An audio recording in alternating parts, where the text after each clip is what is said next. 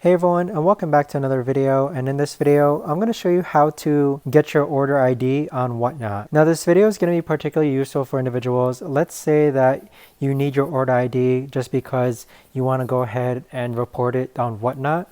How do you actually go ahead and find your order ID on Whatnot? Either way, this video is going to be short, sweet, and simple, guys. There's not going to be a lot of steps involved.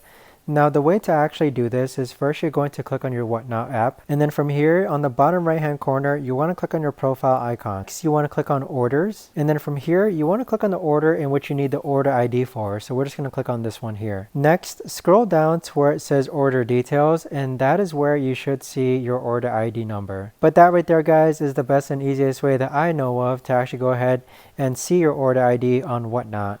If you guys know of a better or easier way to actually do this, let me know in the comments down below. I would love to know. Thanks so much for watching, everyone, and I'll see you guys all in the next video.